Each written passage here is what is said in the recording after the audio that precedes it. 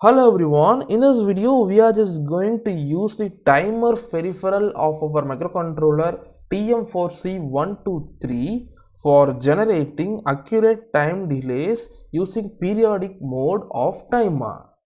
Let's get started.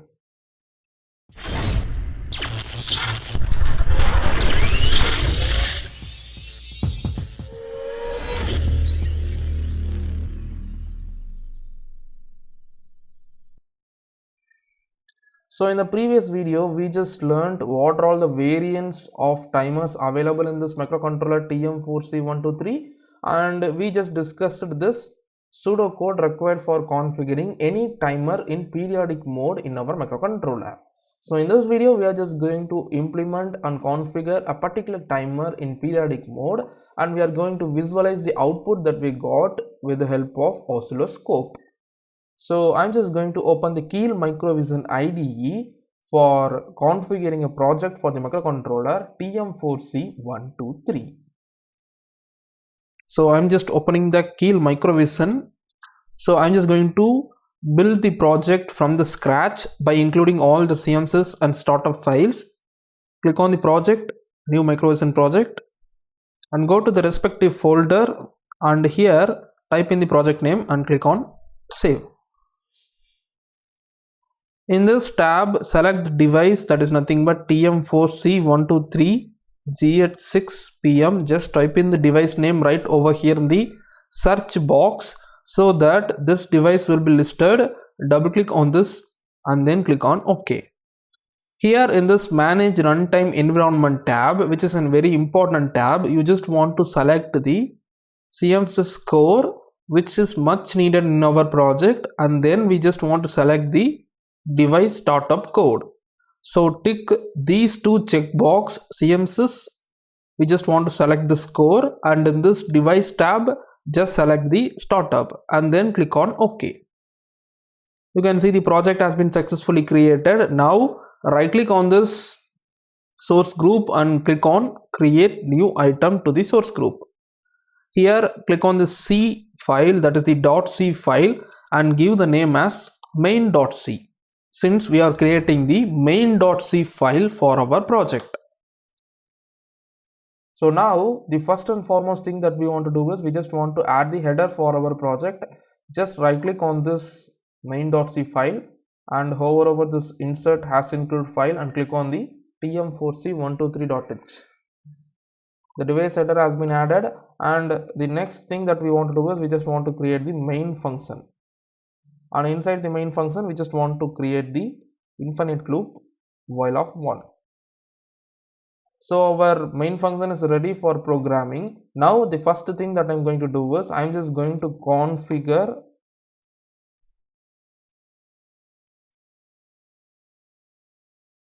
a red LED available in Tiva C series launchpad as output.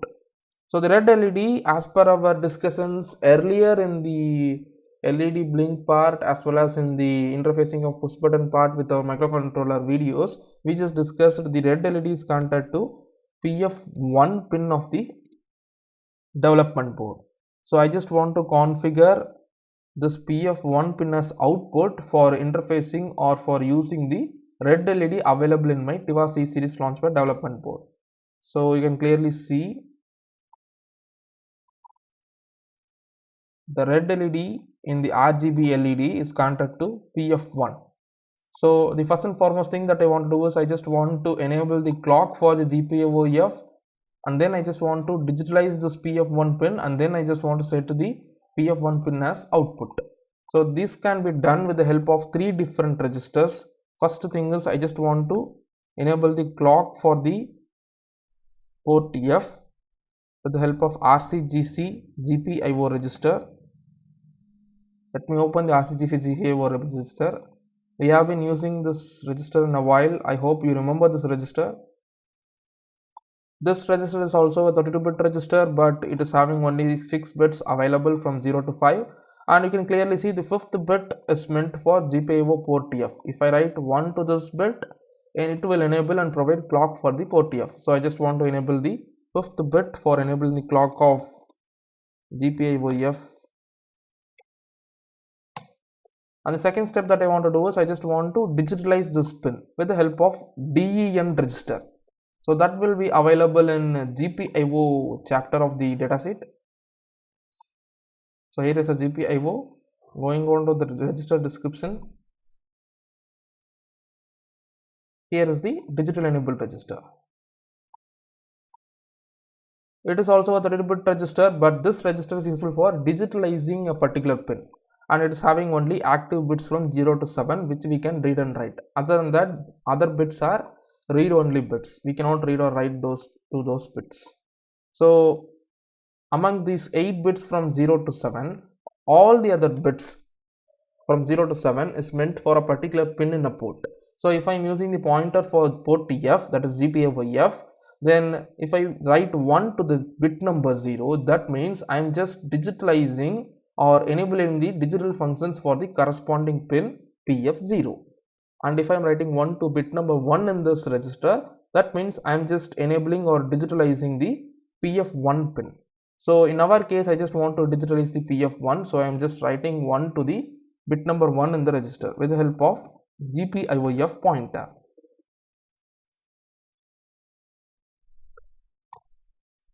And as a third step, we just want to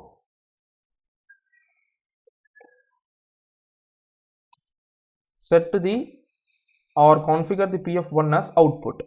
So that can be done with the help of a register called direction register, DIR. You can clearly see this is also the 32-bit register, and we are having only write permission for 0 to 7 bits. And each bit is meant for a particular pin in a port, and if I am using GPIO F pointer, each bit 0 to 7 is corresponding to PF0 to PF7, and if I write 1 to the corresponding bit in a port, that particular pin will be configured as output, and if I am clearing the bit, that particular pin will be configured as input. So I am just going to use the pointer GPIO F again, and I am going to point to DIR, and this time also I just want to write 1 to bit number 1 for configuring PF1 as output. So our first purpose has been solved. We have configured the PF1 pin, which has been converted to red LED of RGB LED available in the Tiva C series launchpad. Since we are going to use this red LED available in the development board for pulse generating purpose using timer interrupt mode in periodic cycle, we are just doing this. And now let us try to start the configuration part of timer that we are going to configure in periodic mode. So this is the pseudocode that we discussed in the previous video. I am just copying this and I am pasting it right over here in the bottom. So I am just going to write a function timer underscore initialize. I am just declaring the function on the top so that I can use this function in my main function right over here. Now I am just going to perform all these steps for configuring the timer. So as the first step, you can clearly see it says enable clock for timer used. So first let us decide what timer that we are going to use. I am just going to open the GPTM chapter of the dataset, that is general purpose timers chapter, and we have already discussed about the various varieties of timers available right over here, and you can see these are all the variants of timers. We are having timer 0 to timer 5 available within 16/32-bit timers, and also we are having timer 0 to timer 5 in 32/64-bit variant. And the timer that I am going to use for choosing the periodic mode is I am just going to use a particular single timer in the 16/32-bit timer, that is timer A. So let me just tell you that I am just going to use this timer 1A, which is a 16-bit timer. I am not going to use 32-bit timer. I am just going to utilize only the 16-bit timer 1A. So let me just make sure that the timer that I am going to use is timer 1A 16 bit.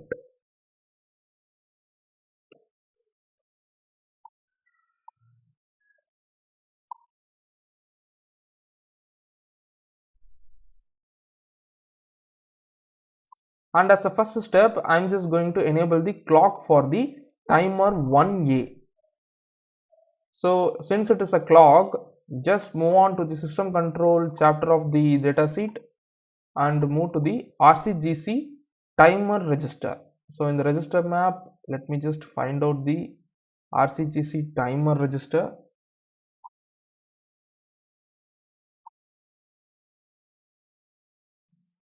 Here is the RCGC, that is general purpose timer run mode clock gating control register. So this is the register. So this register is useful for turning on the clock for timer peripherals in our microcontroller. You can clearly see it is having 32 bits as a whole, but we are having the write permission for only bits from 0 to 5, that is 6 bits. And each bit is mentioning a particular timer, that is bit number 0. If I am writing 1 to the bit number 0 in this register, it will enable and provide a clock to 16 bar 32 bit general purpose timer mode 0 in run mode. And if I am clearing this bit, the clock for the 16 bar 32 bit general purpose timer 0 will be disabled. And as I mentioned, I am just going to use timer 1A, that is timer 1. So I just want to enable clock for 16 bar 32 bit timer 1. So I just want to set this bit number 1 in this register for enabling the clock for 16 bar 32 bit timer 1. So I'm just going to use the pointer sysctl and I'm going to point to RCGC timer for setting bit number 1.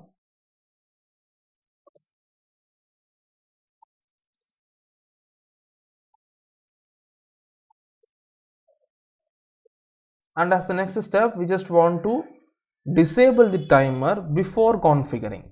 So the enabling and disabling of timer is available in a control register in timer peripheral. Let me just open the general purpose timers chapter in the datasheet, and then I'm just moving to GPTM-CTL register. So here is the general purpose timers control register. Here you can clearly see this bit number 0.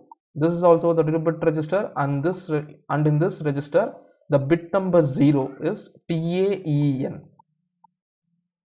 TAEN is meant for GPTM timer A enable. So if you want to turn on the timer A of timer 1, you just want to enable this bit, and if you want to disable the timer, you just want to clear this bit. So I just want to clear this bit before starting with the help of timer 1 pointer, since I'm using the timer 1. So if you are using timer 0, you just want to use a timer 0 pointer, and if you are using timer 2, you just want to use timer 2 pointer. A similar case happens till timer 5, but in our case I'm just using the timer 1, so I'm just using the timer 1 pointer, and I'm going to point to CTL register for clearing the bit number 0. And then as a third step, we just want to set the resolution for the timer. Either we just want to choose 16-bit timer or 32-bit timer. So that can be done with the help of a register called configuration register available in the timer peripheral. So let me just find that. Here is the configuration register. So here you can clearly see it is also a 32-bit register, and we are having only active 3 bits starting from 0 to 2. Other bits are reserved. So among these 3 bits from 0 to 2, if you provide the value of 000 to these 3 bits in a 16 bar 32-bit timer, this value 000 will be selecting 32-bit timer, and for a 32-bit or 64-bit white timer, 000 value in these 3 bits will select 64-bit timer configuration. we don't need a 32-bit timer. As I mentioned, I'm just going to configure the timer in 16 bits mode so that the maximum running allocation for my timer will be 0 to 65535 or 65535 to 0. And if I provide a value of 001, it will select the value of 32-bit real-time clock configuration. So we don't require RTC right over here. So I'm just neglecting this value and this value, and 02 to 03 are reserved, and 04 means for 16 bar 32-bit timer the value select 16-bit timer configuration, and for 32-bit or 64-bit timer this value select 32-bit configuration. So this is the value that I want to provide, 0x4 for this 16-bit timer configuration. So among the 16 bar 32-bit timer configuration, if I provide a value of 0x4, that is 100 to these 3 bits available right over here, it will configure my 16 bar 32-bit timer to be 16-bit configuration. So I'm just going to point to CFG and I want to provide a value of 0x4 for 16 bits configuration, and then we just want to select the timer mode, and then we just want to select the timer mode in the 4th step. That is, either we are just going to use the one shot mode or periodic mode in our timer. So that can be selected with the help of a register called TAMR. So this is the GPTM timer A mode selection register. So in this register you can select the mode with the help of these 2 bits available in the LSP, that is bit number 0 and bit number 1. TAMR is meant for bit number 0 to 1, and if you provide a value of 00 to these 2 bits which is reserved, and 01 to these 2 bits means one shot timer mode is selected, and 10 in these 2 bit means periodic timer mode is selected, and 03, that is 11 in these 2 bit means capture mode is selected. So in this register I just want to provide 02 so that I am selecting periodic timer mode of timer 1A. Timer 1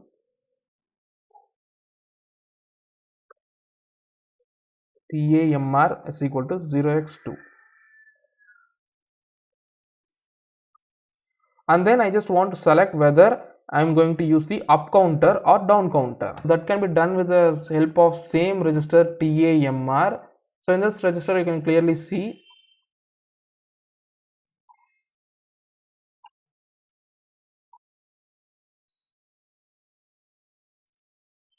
this 4th bit TACDIR, which will define the counting direction of timer. If it is 0, the timer counts down, and if it is 1, it counts up.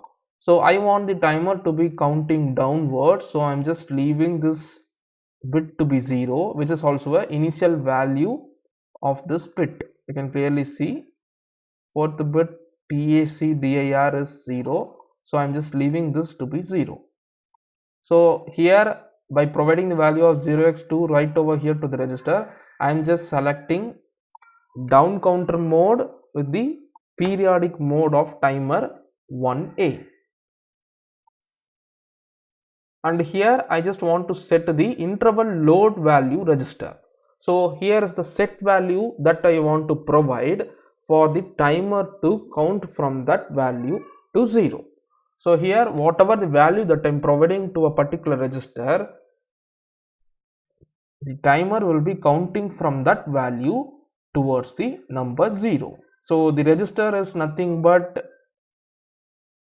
this GPTM timer A interval load register, which is useful for providing the load value for the timer. So let me just use the pointer timer 1 for pointing to TAILR for providing the load value. So now I am just loading the value 64,000. So the maximum value here that you can provide is 65535, which is nothing but the maximum value of 16-bit timer, that is 2 to the power 16, and if you are using a 32-bit timer, you can just provide a maximum value of 2 to the power 32. And here as the next step, I just want to clear the timeout flag. The timeout flag will be available right over here in the timer register such as ICR. So in this register, you can see the bit number 0, that is TATOCINT. Let us discuss in detail about this bit. This bit number 0 is GPTM timer A timer out raw interrupt. So whenever the flag is raised automatically by the timer peripheral, that means the timer has overrun. So using this bit, that is bit number 0 in this register of ICR, we can just make sure that the timer has overrun. So before starting the timer operation, I just want to clear this bit. You can clearly see writing a 1 to this bit clears the TATO-RIS bit in GPTM RIS register. So you just want to write 1 to this bit for clearing the interrupt flag of timer. So timer 1 ICR,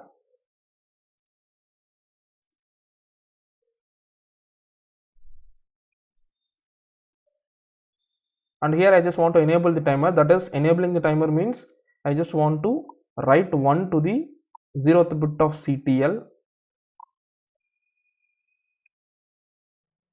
So here I am enabling the timer, and here I just want to wait until the timer timeout happens in interrupt subroutine of the timer 1A.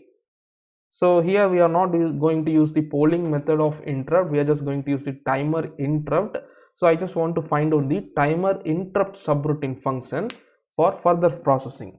So for all the interrupt subroutine functions available in this microcontroller, just open the startup code available right over here.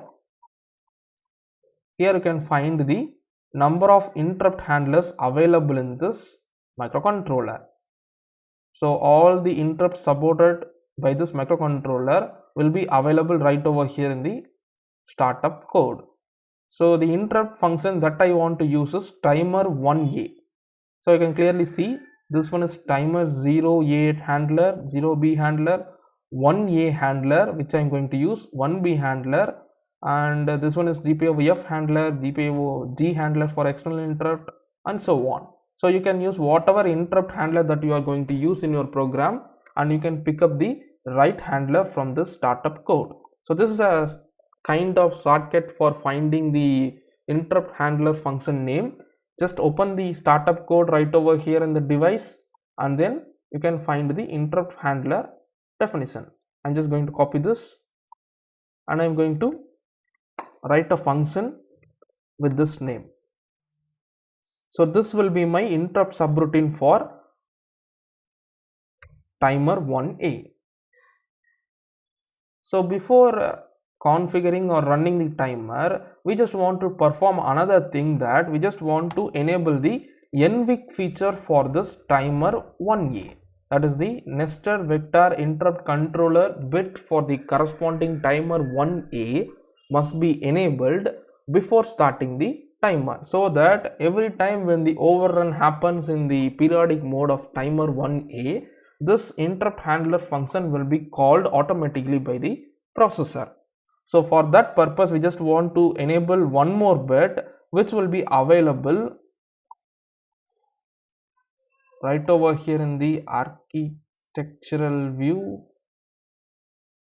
So under the processor menu in the datasheet, you can clearly see there is a vector interrupt table which defines the interrupt number for each and every interrupt available in this microprocessor, that is the Texas microcontroller.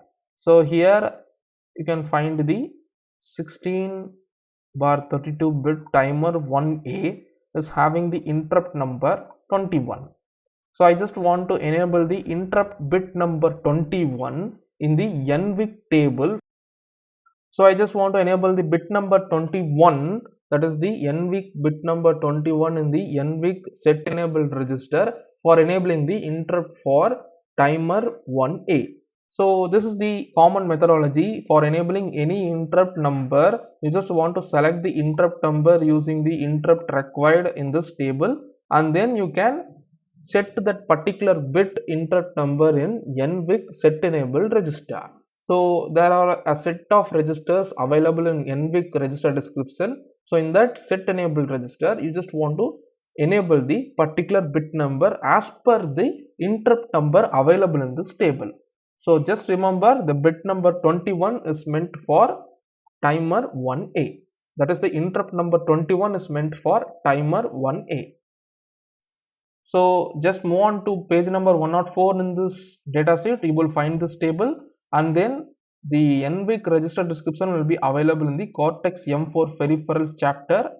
Here is the NVIC register description. Here we are having a total of 8 set of registers. Each register is a 32-bit wide register, and first register, that is EN0 ISER0, is meant for enabling the interrupt numbers from 0 to 31, and the second register is meant for enabling the interrupt numbers from 32 to 63, and third register is meant for enabling the interrupt numbers from 64 to 95, and fourth register is useful for enabling the interrupt numbers from 96 to 127. So in our case, I just want to enable the interrupt number 21 as we discussed right now.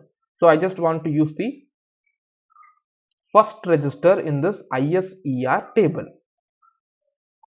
So now let me just use the pointer NVIC for pointing to ISER. Now let me just see how is the configuration for this register is done in the CMSys file. So it has been declared as a buffer of 8 elements. Each of the element is having 32-bit bytes. So I just want to use the 0th element since I am configuring the first register, and I want to set the bit number 21, which is the interrupt number for timer 1A, and that's it. Now inside this timer, what I will do is I am just going to toggle the state of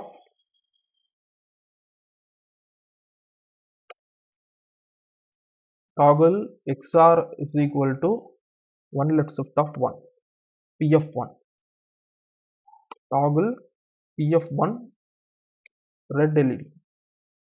Once it is toggled, I will be clearing the here I have made a mistake. For clearing the timeout flag, I just want to write 1 to it.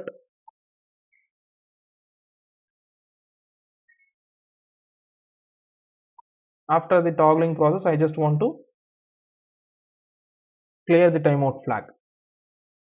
And one more thing that I want to do is I just want to enable the interrupt in the timer peripheral. So that can be done with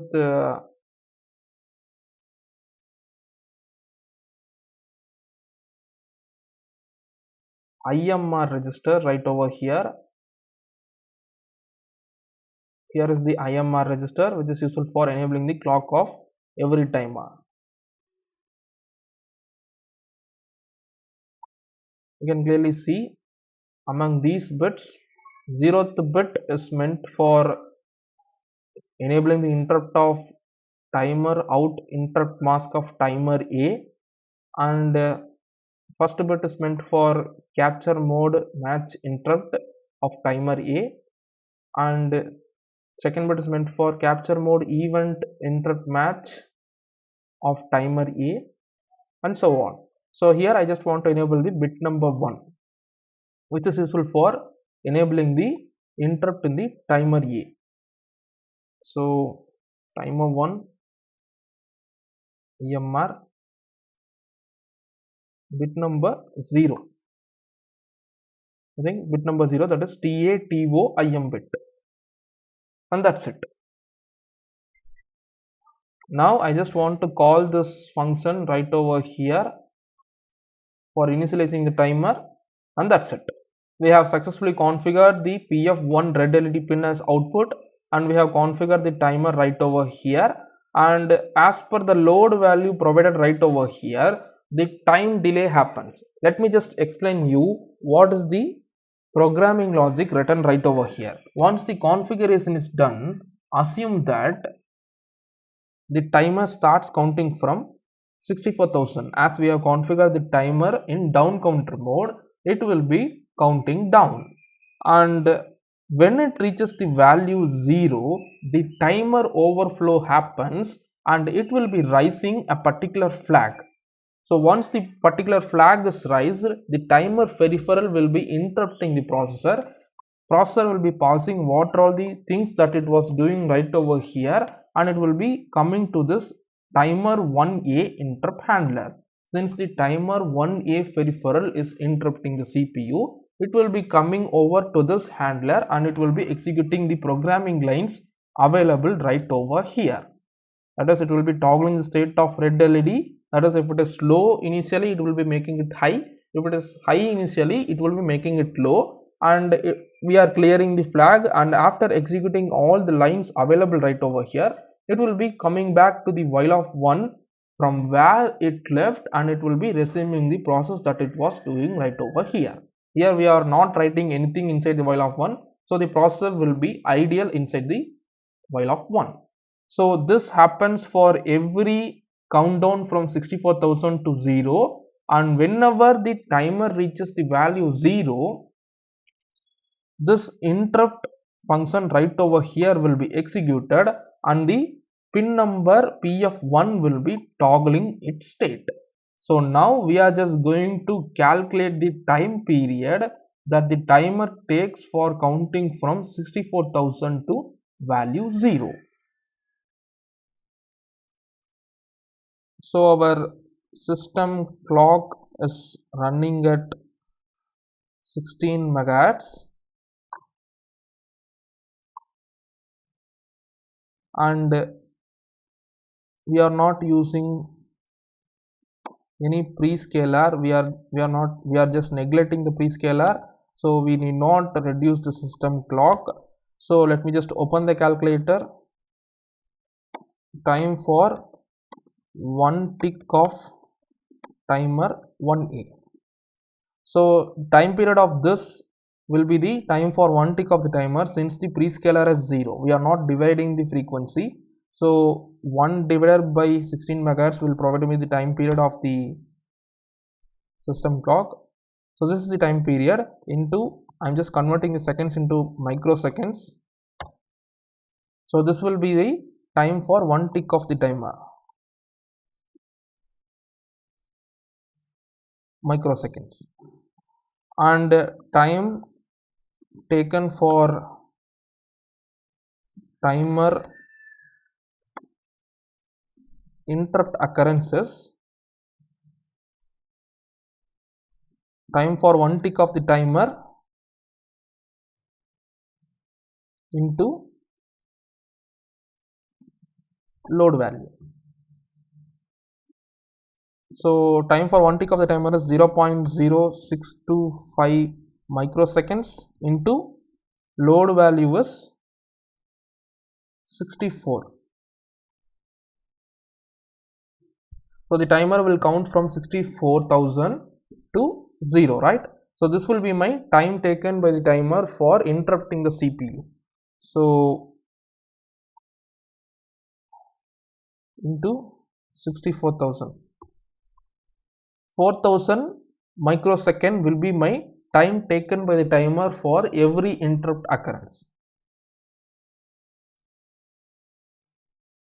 Microsecond, or you can just call it as 4 milliseconds.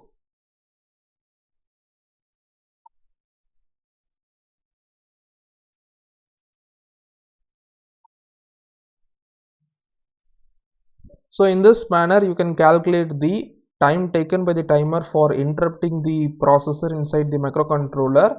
So if you are using any prescaler, what you want to do is you just want to divide this frequency by this prescaler, and then you just want to find the time for 1 tick of the timer, and after the time for 1 tick of the timer is found out, you can just directly use this formula for calculating the time taken for the timer for every interrupt occurrence. So we just found out that for every 4 milliseconds the timer 1A peripheral will be interrupting the processor, and this pin right over here will be toggling its state for every 4 millisecond in our program.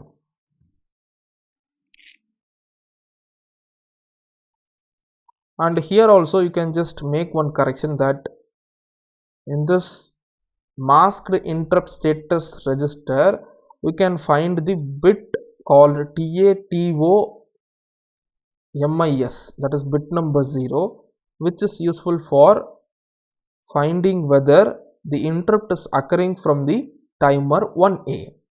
So we can check for this bit to be high, and then we can perform the operations required in the interrupt subroutine. So if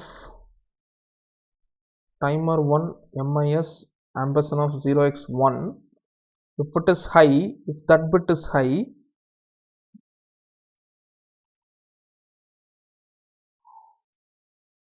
I am just going to toggle the state of this pin, and then I will be clearing the interrupt flag.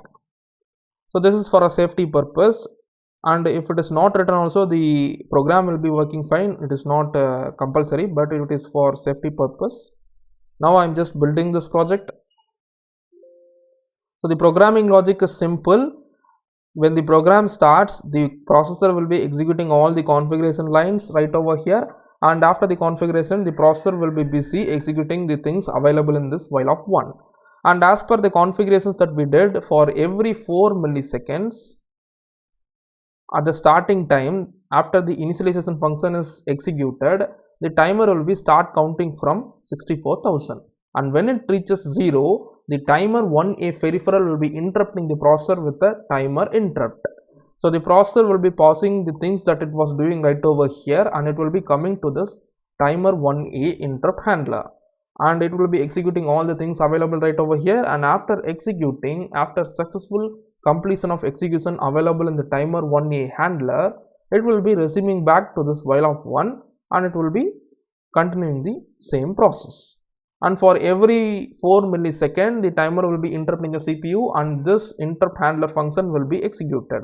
So the pulse that is generated in PF1 pin will have on time to be 4 millisecond and off time to be 4 millisecond, making the total time period of 8 millisecond.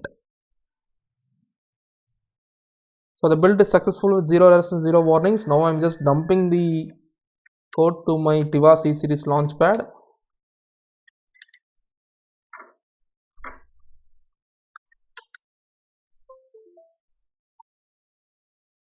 The program has been done and the flash has been loaded to the microcontroller.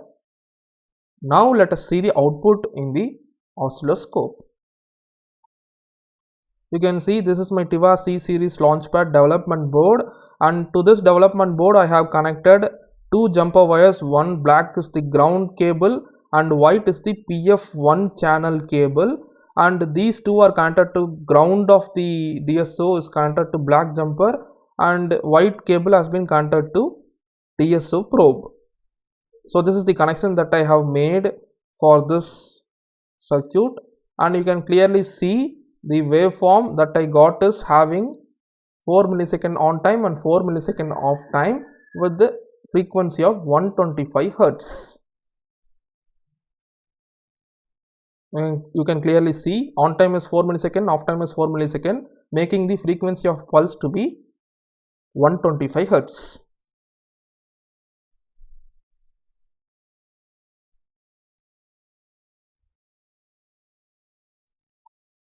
So the pulse has been generated as per the configuration of the timer did. So now that we just visualized the 125 Hertz pulses in the PF1 pin, making the 4 millisecond on time and 4 millisecond off time in the PF1 pin. Now we are just going to reduce this value to 50%, that is 32,000, for visualizing the pulse that we are going to get. So let's just calculate what will be the pulse that we are going to get right over here if I make the value here to be 30,000. So the only change that we are doing is here the value is not 64,000, it is 32,000. So now what happens is, if I multiply these two numbers, I will not be getting 4 milliseconds. Instead, I will be getting a reduced value. So let me just check that. 0.0625 microsecond into 32,000.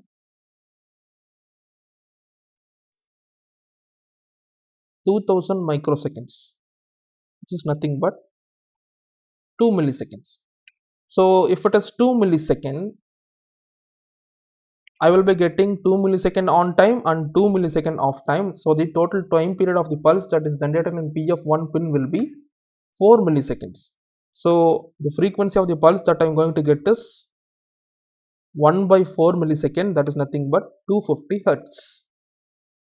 Let us check whether we are getting 2 millisecond on time, 2 millisecond off time along with 250 hertz frequency. So let me just check whether I am getting the 250 hertz frequency in the PF1 pin. When I put on the value 32,000 right over here, I am just building this project and I am dumping the program to the microcontroller. Now you can see the on time of the pulse is 2 millisecond, off time of the pulse is 2 millisecond, making the frequency of pulse generated to be 250 hertz. That is, total time period is 4 millisecond. So the frequency is 250 hertz.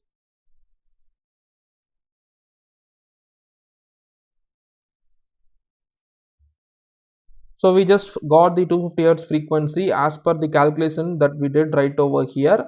Now let me just reduce the value further here to be 16,000.